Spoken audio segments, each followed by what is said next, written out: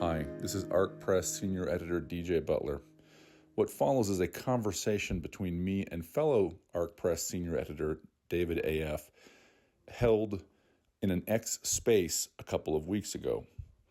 This is just a brief note to tell you that what follows is an audio recording only, and so the image that you are going to see will remain static. Enjoy. All right.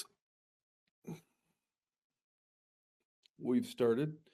This is Dave DJ Butler. And it looks like for the moment I am alone in this space. And we're trying a couple different settings, so we'll see. We'll see if this works. Everything is sort of pushing right up against the edge of having the high risk of technical difficulties. It's all new, so fingers crossed. David AF hopefully will be joining me in a second. What we want to talk about today is our experience having gone through the proposal process twice. And hold on. Welcome, Jesse. Welcome, Jesse. Others will be joining us here in just a moment. There's the man, David AF. Now, David, I think you can unmute yourself. I can unmute myself. Perfect. I think the setting I've chosen this time is that only people who Arc Press follows can unmute themselves. I just want to slightly limit compared to some of the previous experiences we've had, who is going to be able to unmute themselves and talk. Experiment. And then can we click on people if they don't follow us, or we don't follow them, but we want to let them talk, like if they raise their hand or whatever? We're gonna find out. We'll find out. What people can do is people can post comments, and so in the chat, in the chat, right? So I have the post open. So if people want to put questions to us, they can. They should be able to do that, and we can respond to them. Or, of course, we can ignore them. This is the idea of me choosing this setting, David. Is if anybody should want to come enter this space to, I don't know, grandstand for their own purposes, why anyone would do that is beyond me. But if they did, we can just ignore them. Yeah, if they just want to like enact those Liberty insurance commercials that I see all the time. Every time I want to watch a YouTube video, if that emu rolls up in here, we don't have to listen to it. Correct. Or the kind of John Cena looking guy who informs you that the pronunciation is Bibberty. I apparently am in the same demographic as you. That's about half. I guess so. Of the ads I see.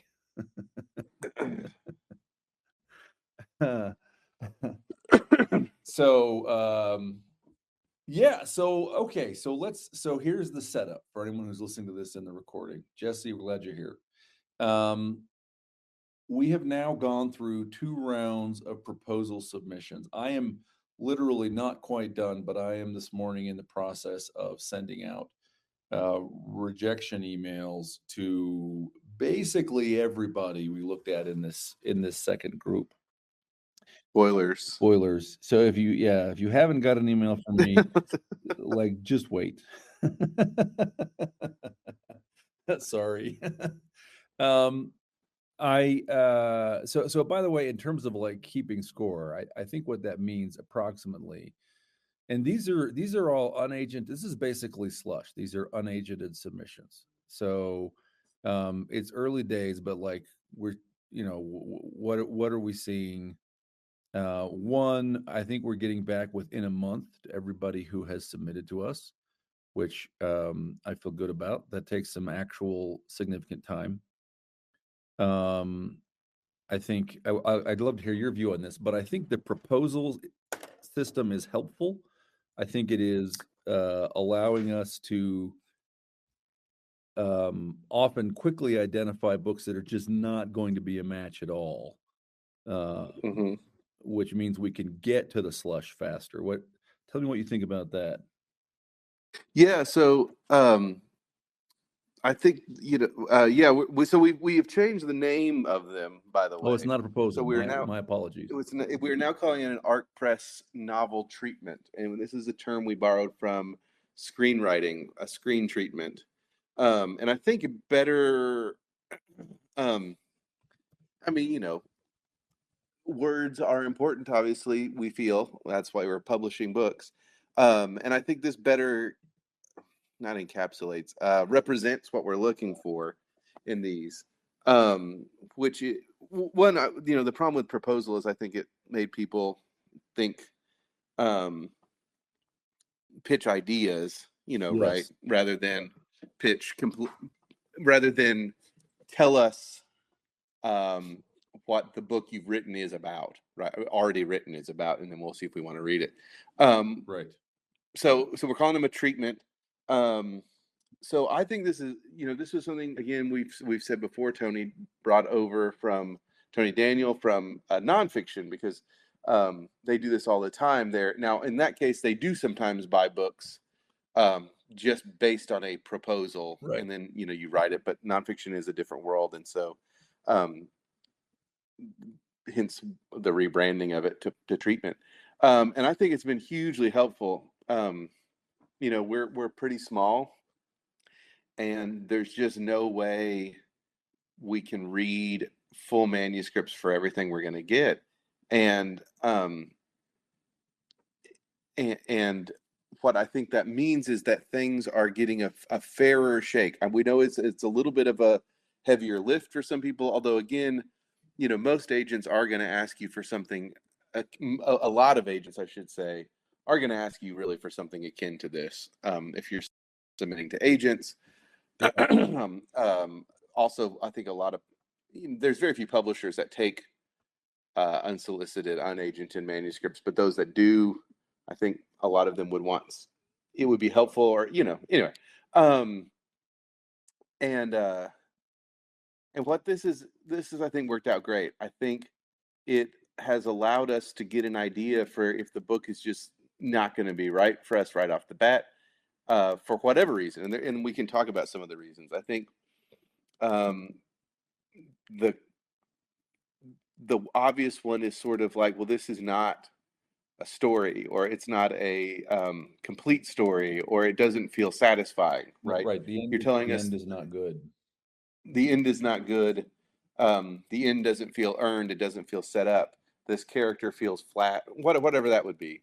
Um, but it also helps us to get, because we're going to reject books that are publishable, right? Because they Sure. don't fit our, uh, the ethos of what we're wanting to do. And so, if I'm reading something in a complete manuscript, say, or, if the writing's really good and the character's really good, I might be a long way through that thing before I realize, like, well, this is the general genre we want to publish, or one of them. This is very, very well done, executed, but holy crap, XYZ, 2/3 of the way through the book, I've wasted my time, but I've wasted the author's time waiting on me too, right? And that's what I Yeah. want to get across, is it's not just to say make it easy, our lives easy. It's so we can respond to these things, um, quickly. And so, um, I think it's been great. In conclusion, Yeah. and again, I think, while we're here, let's hit this again. I don't think this needs to be, a scary thing. Yeah. Uh, The Again, I think this the is novel not. treatment. Yeah, it is not really too dissimilar, again, from what a lot of agents, often call it a synopsis or whatever. Um, we just wanted to give it a fancier name, and it's also, what we've tried to tell people is, this is, pretend you're at a convention, or pretend you are at one of the, some sort of a writers, forum, or writers, get together, and there's agents there, and you're at the bar, and, an agent sidles up to you, or an editor, and says, hey, well, tell me about your book. And you tell them about the book. That's what we're looking for, is these sort of an engaging, broad the broad strokes, the overview of the story and the character arcs, and it should be sort of like, man, I hate to say this, but a book report in a way, but not dry and That boring, makes it sound but boring. yeah, You're not wrong. You're right, right? yeah, The reason we are avoiding the word synopsis is we don't want that book essay, which is also not a great title. We need what we want is a short telling of the story. You wrote a novel, now try and tell the same story in 4 pages, right? right. So And compressed, I will say, I think people have asked, we've asked follow up questions, which is totally fair. There have been out of these 100. Now I haven't read all 100. We've divided them up, right? but out of all the ones I have seen, while there's been variation in them, only 1 or 2 I've been like, well, that's not what we asked for, right? So there's not a specific magic Right. format to this beyond what we put in that how to write an ArcPress treatment. Right. You're not going to get. We're not going to reject it, and we're not going to reject it if you. There's not a. It's a loose format, and it's not something that. We're not going to be like, you Well, didn't tell us the they number of didn't start words. with the character's name in the first paragraph or whatever. It Right. gets rejected. Right. Like I said, only 1 or 2 have I felt like, well, this is not what we asked for. Everyone else, though there's been a wide variety of how people approached it, felt like, well, this is what we want. So Yeah. Yeah. So look, we're calling it a novel treatment now. Really, we just want to say, hey, please have a finished book. Are we open to talking to you about unfinished books? Yeah, sure. We're never going to buy an unfinished book unless you're already a sort of known, uh, really strong. yeah, you will Uh, know that we would buy your unfinished book because we will ask you if you've got any ideas that you want to right. pitch to it, right? Like Yeah, it that's would right. be like that. We will Um, probably basically be trying to recruit you is the yeah, concept there. Yeah, I think that's one of the big takeaways.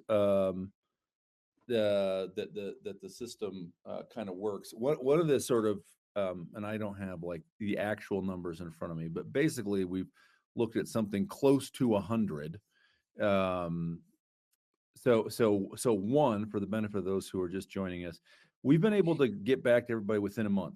Okay, so we've been answering quickly. This is without the benefit of any kind of an intern or junior editor. We are all chiefs, no Indians at ArcPress. But the proposal system now novelty has let us be responsive, which I value.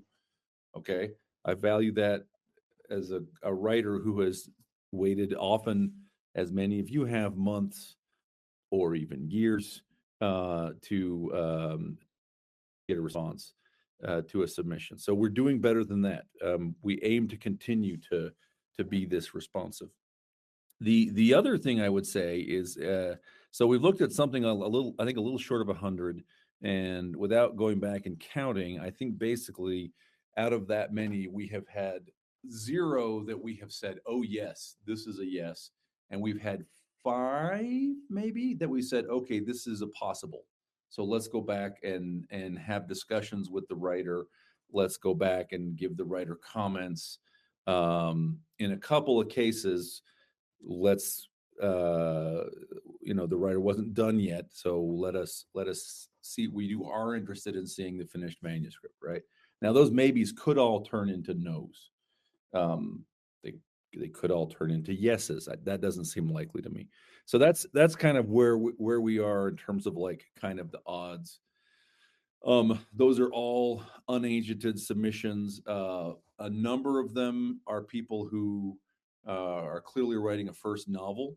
Some of them are people who we also saw either at Superstars or at LTUE who pitched us verbally, and we said yes and send us we said, okay, interesting, please send us the manuscript, and we looked at it, and then I think actually everyone who pitched to us verbally, we ended up putting into. I'm not 100%. I think we passed on all of those. So that's kind of the the high level. Why did I call this faster than the bear? David, if you'll indulge me, I just want to sort of. I Okay. would love to indulge you. Okay. All right. Thank you. Um, I was thinking about this yesterday, right? And there's this old joke that goes. You can set up the joke in various ways, but basically the joke is when you and your buddy are both being chased by a bear, you don't have to be faster than the bear. You just have to be faster than your buddy, right? That is a funny joke. But You I have muted never. everyone so we can't hear anyone laugh. They're all laughing They are uproariously. rolling on the ground right now. Correct. Yes, obviously. So I have heard that sort of expressed as an idea about kind of gatekeeping and getting into publishing, right? And man, it's easy to understand. It is easy to go look at published novels, even huge ones, and say, "Man, I write better than this." So I will tell you this: the first Fablehaven novel, I thought was atrocious. Sold a bazillion copies, right? Do I think I can write better than that novel? Sure. But the point is that's the kind of all I have to do is run faster than my buddy mentality.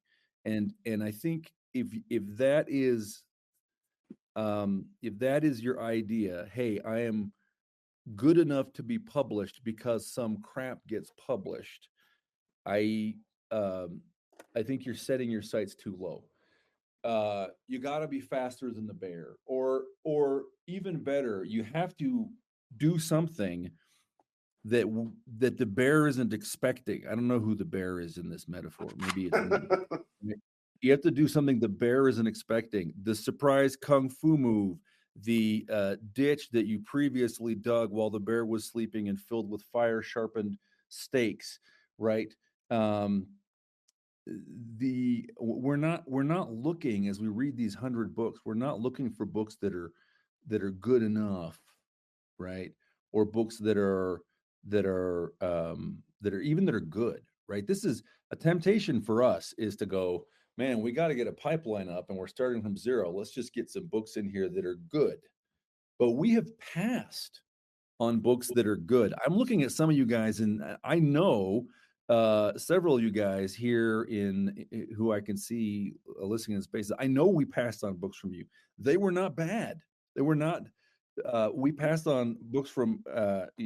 I'm not going to name you, but like we passed on books that were good, and even from writers that we think are really strong, and we try not to offer a detailed critique and a rejection because we worry that could be misleading, right? Like just because we're choosing not to publish the book as it is doesn't mean somebody else wouldn't, or doesn't mean you might not want to consider publishing it as it is, right?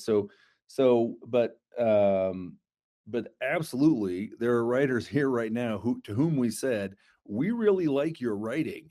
This book is not for us for one reason or another, but we want you to send us more stuff, right? Because we're not trying to publish things that are good enough or better than the worst book that was published by traditional publishing this year, right? Like those are just not the standards. The goal is to publish something um that is amazing. And even so, that's my faster than the bear comment, right? You're not trying to outrun your buddy. You're trying to defeat the bear. um the Now I'm going to make this all much harder. So some of the books we got had just actually pretty solid writing. Like reading through them, like these people, they've gone to the seminars, they've worked on their craft. They're good descriptions, good. The dialogue's okay. The characters are set out up front, right? The use of dialogue tags is inoffensive. Grammar and punctuation is all good. It looks like a novel, but like just didn't have anything in it that grabbed me, right? Like there's like a plus factor, something that made me go, oh man, that's amazing. And there are some books that we are publishing where the drafts we saw had, a little hit and miss punctuation, and grammar problems, but the book itself was there. It had a plus factor. It had there's something interesting here, right? um and So I'm sorry, that's not quantifiable, so that's hard to hear, right? Because I'm sort of saying, look, write the best book you can and have something magical and unique in it. But I think that is in fact my best advice, after looking at 100 books in the slush, basically. Yeah, I think that's right. I think um, the what was I going to say? The the thing as to go with your bear metaphor. I don't know who's the bear. You're the bear, Dave. I, I think I'm the bear. But is how to say, it's got to there's got to be something, at the certain I don't know what, right? And some of the books we rejected had it. So or there's many reasons why we might have passed, but when you're reading through these,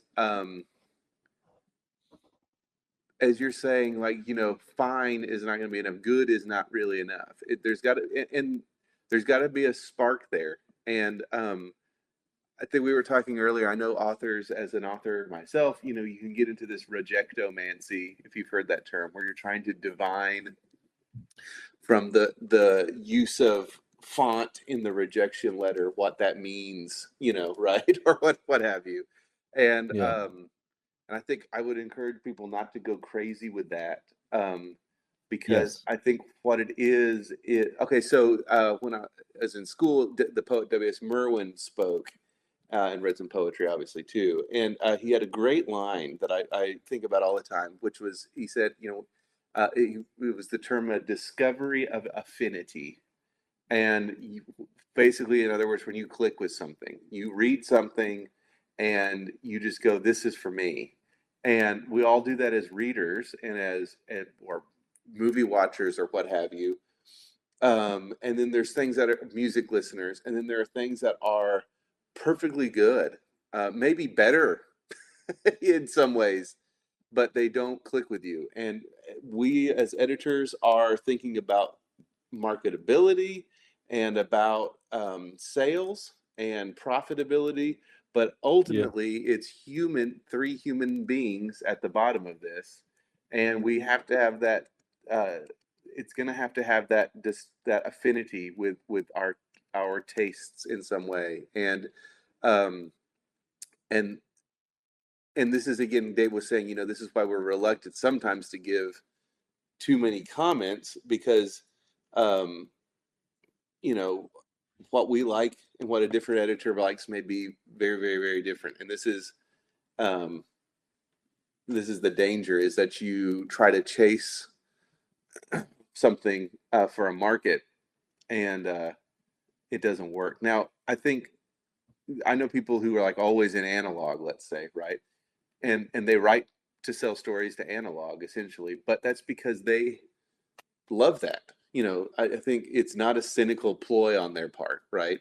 So it's not to say kind of having a market in mind is always a bad idea, but um, it's so much of this is just about it's just subjective. So Yeah, there you go. that's interesting because that can sort of be a double-edged sword. So I mean for you, unfortunately. For So me personally, or for the authors?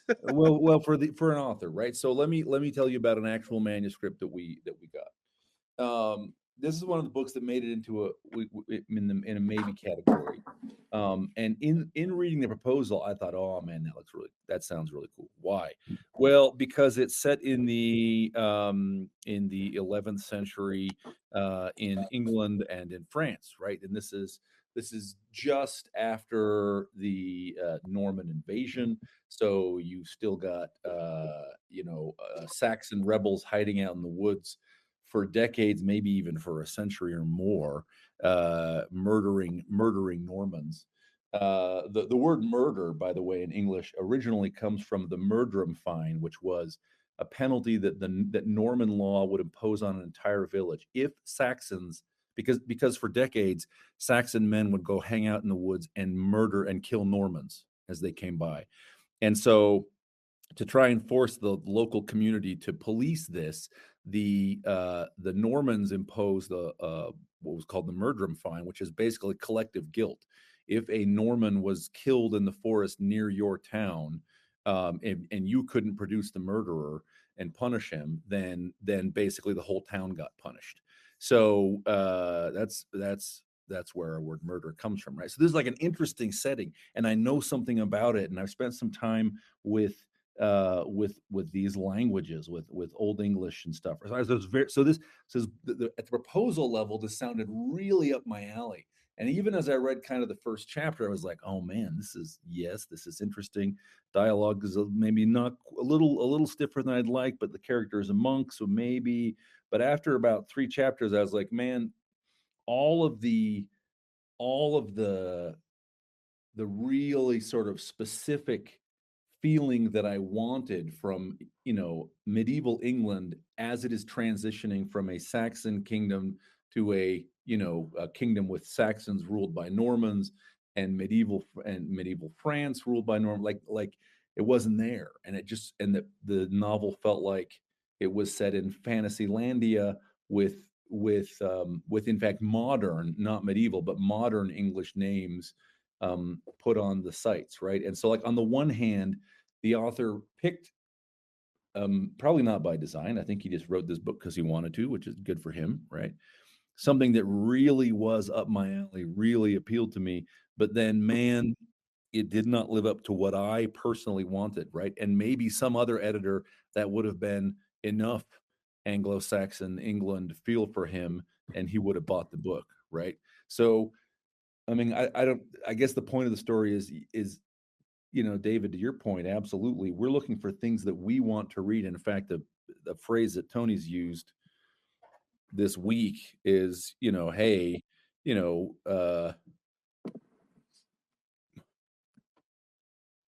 would you want to work with this book for a year or more, right? Is this a book that you're willing to come back to and read? He said that should be the bar, right? He said, you think about, you're going to have to read this thing 4 or 5 times, and twice at least really closely. Do you like it that much? Do you think it's that good? Or that worth it, right? Yeah, that's a pretty high bar. It's a pretty high bar. And so the point of the little story is to say, hey, on the one hand, this guy picked the thing that super appealed to me, and so I really was excited to go get into it. And then I don't want to say in any objective way he didn't do it justice, but, like, to my aesthetic sense, he didn't. It didn't deliver on the promise that I wanted, right? So because of my particular interest in the subject, maybe then the book that I read because of my interest in the subject was not good enough. I mean, for me, again, I don't know. For all I know, Tor is going to publish that book in 12 months, right? So, Dave, assuming we're going about an hour, we're about halfway through. So, look, if I may ask this and see, and then I would love to talk about the ARC Prize. I think that's our big news. But we should do that real quickly is what are some things, and I can go first or second if you want to think. One is, to Dave's point about, the editor has a particular knowledge that is maybe deeper, and so you're gonna have to, you don't know that. If any of you spell Dr. Pepper Dr. Pepper, I'm going to instant reject your manuscript. It does not have a period after the doctor. I'm kidding. Okay. Well, I'm not kidding. It doesn't, but I won't instant reject your manuscript. But you might. Anyway, this is a Texan joke. Okay. So what are some things you have seen? Can you make any broad strokes either about the genre, the genres, the writing, the whatever that maybe that we've seen in these manuscripts that we've passed on for whatever reason broadly, just to kind of maybe tell people, hey, look out for this or whatever. And I've got some if you want me to go first, or you can go first, and Yeah, then why don't you let's go talk about first? our price. Give me your examples, and maybe that'll help Okay, me. so all right, so I think one thing I've seen is even in manuscripts that have had the proposal's good, the writing has been pretty good, but I've seen a lot of not great dialogue that is very scenery chewing and on the nose, and it's Yeah, interesting because sometimes this is in books that the writing is kind of the same, but I've read some, where the proposal was good. I read some of the sample or the manuscript, This space was downloaded via spacesdown.com. Visit to download your spaces today. and like I will say the prose or the narrative is very well done. And then we get to dialogue, and I'm just like, this sounds like cartoon villains almost, right? Or cartoon characters. That would be something I think is, think about your dialogue writing, and maybe you're already great at this. Not to say this was a across the board problem. The other thing I feel like we have seen, and this is not a problem per se, but man, I think our fantasy submissions, or even science fiction, but it's really actually fantasy. yeah, I mean, 90%, right? Almost, maybe not that high, but very, very high. And I'll get excited because there'll be a science fiction novel, and then I find out it's really not a science fiction novel, right? yeah. It's science fiction the way Star Wars is, or something, right? Right. And which we don't dislike that. We want to see that, but um, I think a non-space opera, not fantasy, science fiction novel, I wouldn't say we have a better chance. It's going to have the same chance it would no matter what we got, because it's got, as you say, you got to be faster than the bear. But just if you're thinking along those lines, that might be something. Um, so those are the two things I guess that come immediately to my mind is kind of on a writing level is the dialogue, and at sort of a macro level is a lot of fantasy novels, Yeah. and We're not as getting, many. Yeah. I 100% agree. We're getting way more fantasy novels than anything, which is we like fantasy novels. That's fine. We think that will be a big chunk of what we publish. We've had a small number of thrillers or mysteries, and we've basically passed on them, sometimes really kind of regretfully, and sometimes for reasons that are just like, you know, we were pitched book 5 in a series, and they are they're episodic, so it's you can read book 5 first, but we kind of debated and say, hey, listen, we can't, for economic reasons of publishing, we can't really go publish book 5 in a series first, even if we loved it. So yeah, I agree. We're way that doesn't mean don't send us your fantasy novels, for sure. We're still looking at them, but yes, maybe there is in some sense a little more opportunity. Well, so here's we've passed on 2 different novels where we said, look, this is actually, we like this. It's too close to what Larry Correia is already writing for. Yeah, not just another book we have, very specifically Larry's book, right? Right. So Yeah. we don't publish enough books that we can like have Larry plus 2 books like Larry's, right? So in some sense, your odds do improve sending us thrillers or science fiction novels, because we have fewer of them that might disqualify your book that way. Um, yeah, I think that's right. I think dialogue is hard. So from a craft point of view, that is right. Uh, I'm thinking down kind of the books that I read. The thing that struck me about this recent round is that there were I think I tried to say this kind of up front, but there were a lot of books that objectively speaking were good, right? That they knew their craft, um, but just didn't have something to grab me. Uh, there wasn't something like a unique kind of scintillating spark. Um, from a craft point of view, and then maybe a story that I found funny, although I don't know if everyone else will. I guess the other thing that I saw several times is no real sense of stakes, right? The in any novel in some sense, the stakes need to be the end of the world, right? Meaning the protagonist's world will end if she does not succeed in her plan, right? Right. Now the world might be, the village will be destroyed or grandma will be evicted from her home, right? The world does not always have to be an M.A. Rothman black hole threatening the destruction of the earth kind of techno thriller ending. Hi, Mike. Hi, Mike. Um, but that's something. In some sense, the world has to be the stakes, right? And sometimes some of the books just feel like the stakes are quite a bit smaller than that. Well, and I think too, Dave, this is one other thing I was going to say is that it has to be tied, as you kind of intimated here, to a character. So we did see some stuff. It's like literally, I mean, it is like literally the world will end. I mean, it's Lord of the Rings level. We got to defeat the evil forces, kind of thing. Yeah. But this sounds weird to say that's not enough because you think I'm saving the whole world, but it has to be particularized through the character. And so, the question I would have, well, he's got to save the world. Well, why does he have to save the world? Well, because the world will end if he doesn't. Yes, but why him? Well, because he was the one that the king, he's a knight, and the king told him he has to go save the world. Okay, but why did the king say him? Well, because he's a knight. Right.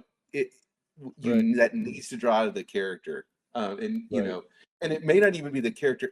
For the character, his motivation may initially be, well, the king told me to, but you have to have that particularized thing. A sort of a faceless catastrophe and a good guy averting it is not enough. Why is it that good guy, and Right. what does this mean for him and for his world specifically, right? Right. There has to be so I have heard used the term crucible to mean a plot device that binds two characters together or binds a character to a situation. Why can't they just leave? Right? Or why can't they just break up? Why did they have to there has to be some kind of crucible. That doesn't mean the character has to be the chosen one. That's a lazy crucible, right?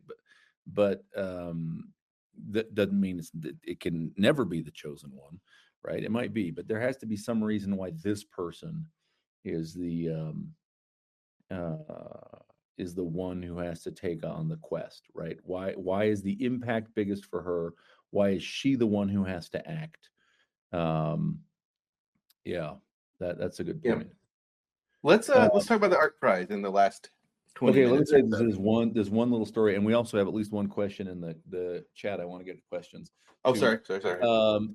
Okay, mostly I'm telling this story to amuse myself. So Dave is taking our time to make himself chuckle. Go correct. ahead, Dave. The floor is yours. As if you're talking to editors at the bar and one of them has had slightly too much to drink and is now just cannot shut up. No, we got this manuscript and it sort of hit all the wrong buttons. Like the description of the setting sounded like anime. Like, oh, we're not, none of us are real fans of anime. And also there were like 4 different magic systems. And we're like, oh, I don't know, magic systems. And then there was like, but the answer, the resolution is the guy will triumph, and instead of choosing magic systems, he will become a steampunk inventor. And we're like, oh, steampunk. Um, and and then in one of the comparables the author cited, they cited an author. I'm not going to name him. He's our friend. He's a guy we know, but also he's a guy that Tony Daniel is not a big fan of his writing. And they said, oh, we're like that guy. And I said, oh, that guy. and I still was really tempted. So one, the author has a marvelous talent for like picking all the wrong things to say in the proposal letter. But two, it was actually good writing, and I almost, as I said in the editorial discussion, man, I almost wanted to go for it. And ultimately, the writing was good. The sort of chops, all the basic blocking and tackling were there, and the basic challenge was sort of the stakes, and it was hard to figure out why the story mattered. Um, anyway, so that's it. So David, I've been talking a lot. I've been talking That's too fine. much. Why don't you Well, tell us about the you prize? did, well, you did say there was a quick question, right? So let's look at that. Should we do that Um, first? Okay. Let's do that first, and then someone says, "So I pulled the bear's pants down and boot him in the nuts." Yes, correct. That's correct. So based on Dave's comments and his physical reading list, is historical fiction something you're looking for, and should it lean alt history for art to be interested? I think we are fine with historical fiction. Yeah. I think the more of sort of a thriller tag we could hang on it, probably the better your chances. But I think, I know Tony loves those. Was it Wolf Hall? Is that the books, right? Is that it, Dave? Yep. Yeah. Yeah. Wolf I know Hall, he loves those a lot.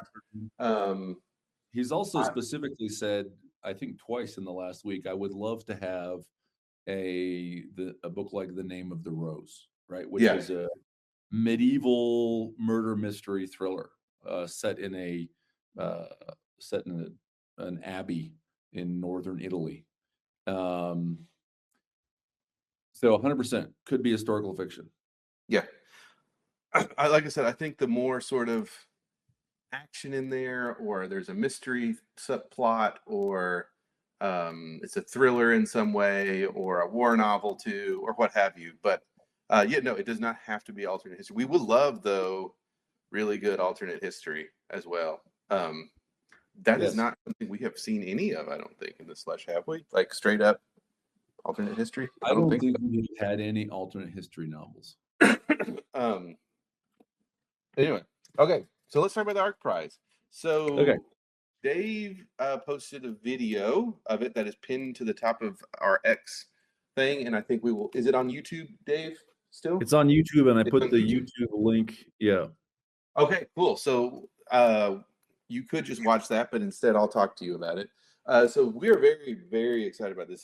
This was sort of one of the earliest elements of ARC Press was going to be to do this. This has been from the very beginning, or maybe not the very beginning, but very, very close to the beginning. This was something we wanted to do and had always planned to do, and we were going to do it.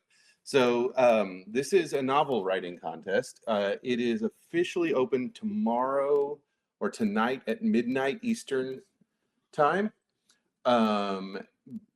And we will have the website up and going, but we will also, we're going to be, this is the other thing. We're going to be using Submittable from now on for submissions.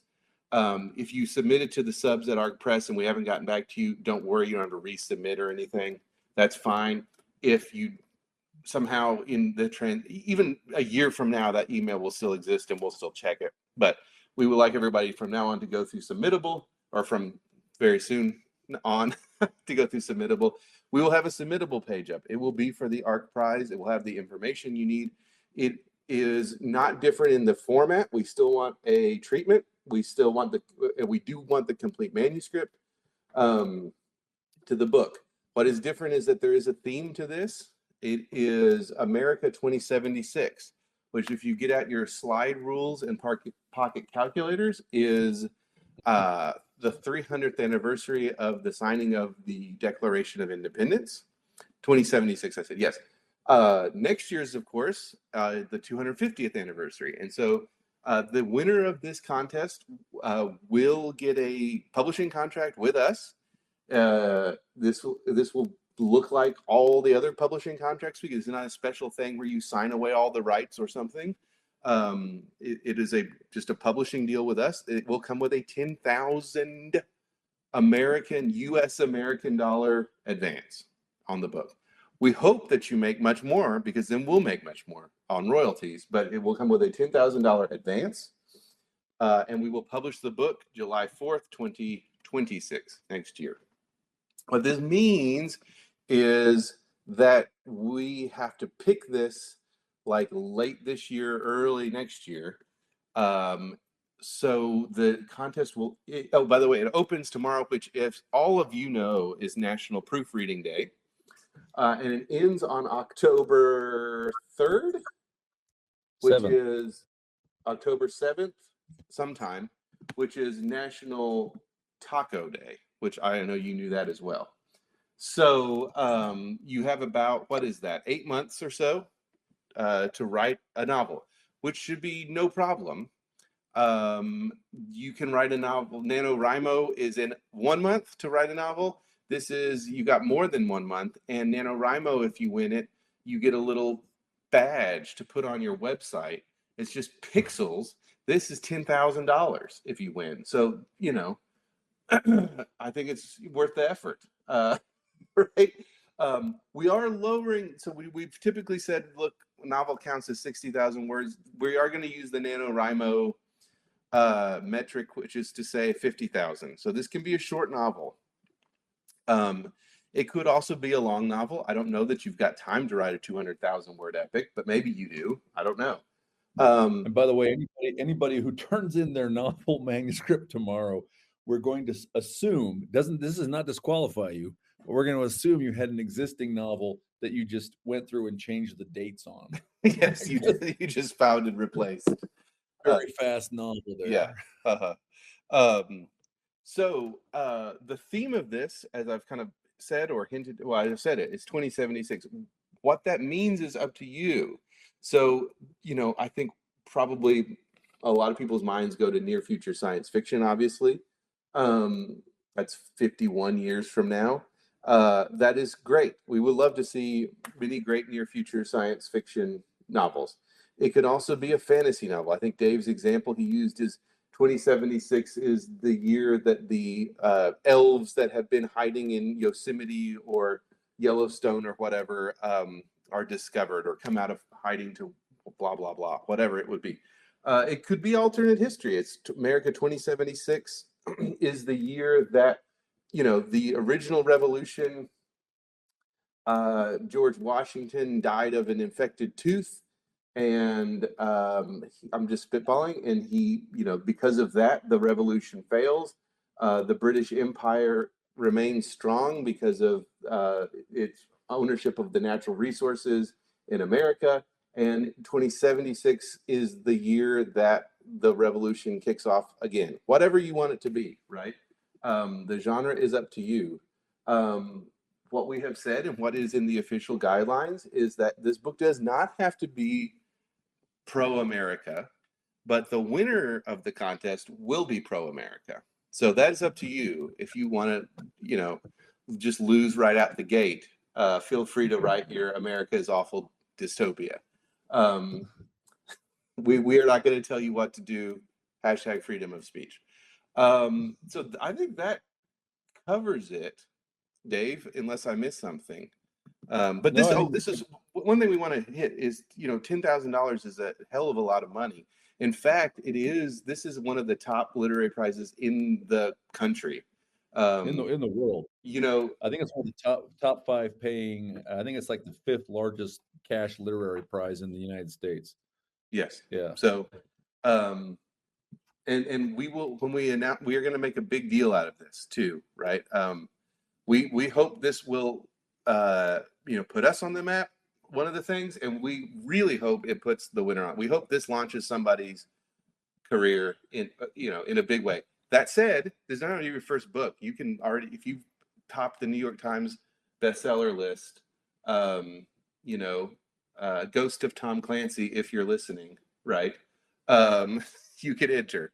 But we would love for this to, we're going to make, I don't want to say we're going to love this. We will make this make a big splash. And I'll say the other thing is, if you submit to this, you do not need to we will consider your novel for publication not in this contest. So what we're also hoping is that this is we get a winner out of this, and then we get maybe a couple other books that we publish too, or if not that, we find a handful of writers which we don't want to publish this book, but hey, have you got anything else? And we work with you on those. So our methods are we're not completely altruistic in wanting to give somebody a lot of money in a publishing contract. We're also sneakily hoping to build our roster with this thing.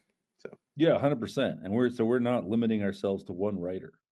there will be one winner, but yes, right. Yeah, but like, I mean, hey, if you're not the winner, but we offer you a publishing contract with an advance, you're not the loser either. You're not a loser either. That's an okay outcome, I think. And that's what we hope. That's what we want to have happen. And I should say, you can write dystopias too. I want to just add a little gloss to what David said. I totally agree with David's comments. We're open for dystopias. If the nature of your dystopia is America sucks and it always sucked and it was repressive and it killed that's probably not for us. If your dystopia is something like, look, America got away from important founding principles, and this is a warning to us, like, we're open for that book, right? For sure. Yeah. So yeah. We just want everybody to love America like we do. That's all. That seems not complicated? Yeah, I think that's an important thing to hit, and you've said it more eloquently than I did, which is a dystopia is absolutely fine, and it can even be a subtle critique of, I should say, even if it's not a dystopia, or even if it is, I think we would agree that America has not always lived up to some of the founding principles. So there are ways to do this that can be a critique or a warning. But as Dave said, we don't want America was always rotten to the core. It's still rotten. Look how bad everything is. And luckily, the enlightened fill in the blank, whatever, has ground them under the heel, Right. or what have you, right? Right. So you feel free to write that if that's what you want to write. That's awesome. You will not win.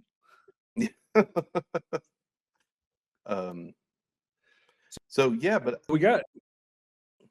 Sorry, go ahead. No. So that's the contest, I think, and we would love for everybody here to, if you would, we're going to be talking about it a lot. If you would share this with your writer friends, or whatever writing group you may be in, or online, or whatever, we would appreciate that, because we want to get the word out, because there is a window on this. If someone hears about, I think people have time, but I think if they hear about it September 15th, they probably don't have time. So we want to go big at the outset with this. So we would appreciate you guys help with getting the word out to as many. Don't be selfish and not tell anyone just so your book can win. Okay, that's what I'm saying. Be a team player. Be a team player. Hey, this is true. I think that I'm going to be sitting on panels at DragonCon at the beginning of September, telling people you still have 1 month. It's NaNoWriMo. You do this, but we would like people as much as possible to hear up front for their sake, right?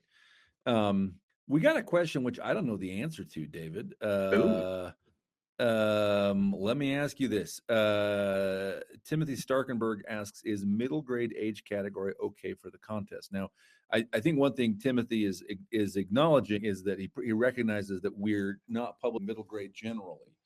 But I don't know if we have even thought about whether we would take middle grade novels for the contest. Is that something we ought to think about and deliberate with Tony, and then come back and post an answer in the chat afterwards? We could. I gotta get out my Tony Daniel Ouija board. Do you think the odds are just none? I think the odds are none. And the reason is because we're not going to be doing it generally.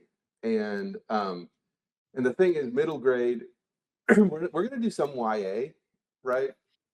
But some, Although, pretty but little. some is means some, you know, and we're not going to really be doing middle grade, and the reason being is even more so than YA, the sales channels and the marketing, and it's just a different world. It's almost like cookbooks, right? We're not going Right. to publish a cookbook just because we're not in that space, right? It's And different salespeople calling on different buyers in the I would traditional love to do it. I love middle grade fiction. I've got kids that are that age right now, and maybe we do at some point in the future. But it means probably we have another editor that does that, and we have a whole other, and we're just not set up for that, and we may never be. And so I think for this, I would say, I'm just going to say no, right? I think I'm comfortable doing that. I think that's probably the best advice is, even if we said we're theoretically open to it, probably your odds are better with not. Yeah. So I'm really glad you asked the question, Timothy, because I don't think we had talked about that at all. One person, Dave, you brought this up. One person did ask if they have to be American to enter this, and the answer to that is no. So, no. There's your answer. You can be of any nationality. Consistent with our ethos, we do not. We're interested in the book. We don't care about the intersectionalities of the writer, including whether or not she is a U.S. citizen. Yeah, Martin, this is true, right? But the challenge is Martin Shoemaker says middle grade work for Heinlein and Pornell for sure. So the challenge is it's often different buyers in bookstores and different selling agents going on the bookstores.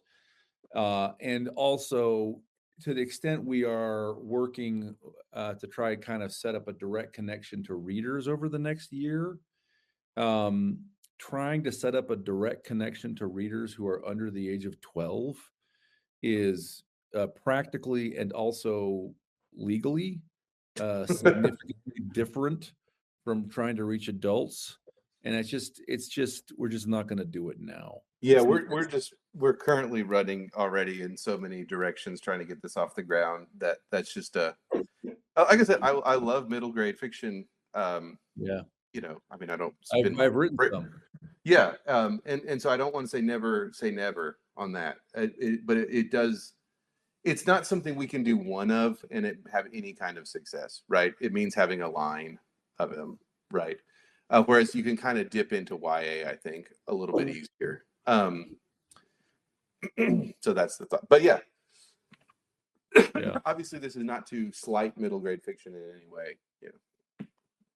Or maybe it's not obvious. That's why I said it. So it's not to slight middle grade fiction. I appreciate you clarifying that for sure, Dave. I was worried about you. By the way, if your vision included in 2076 the genetically, scientifically resurrected Bob Wills, you increase your odds. You probably can't put your medieval Saxons into it, but Buddy Holly, he had an AI Buddy Holly protagonist. There's a good book by Bradley.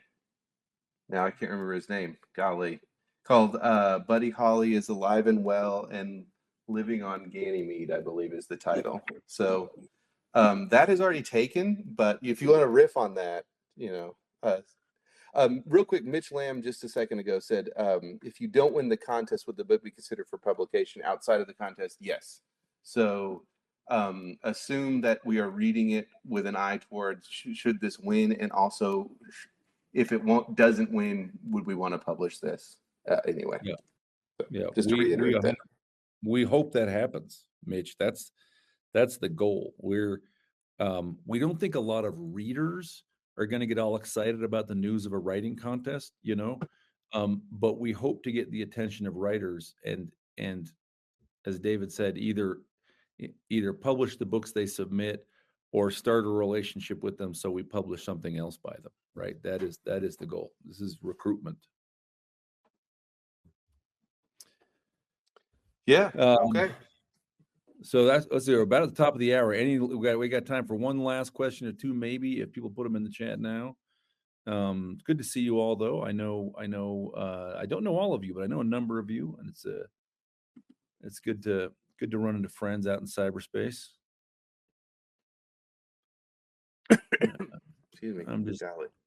refreshing to see Mitch. You are welcome.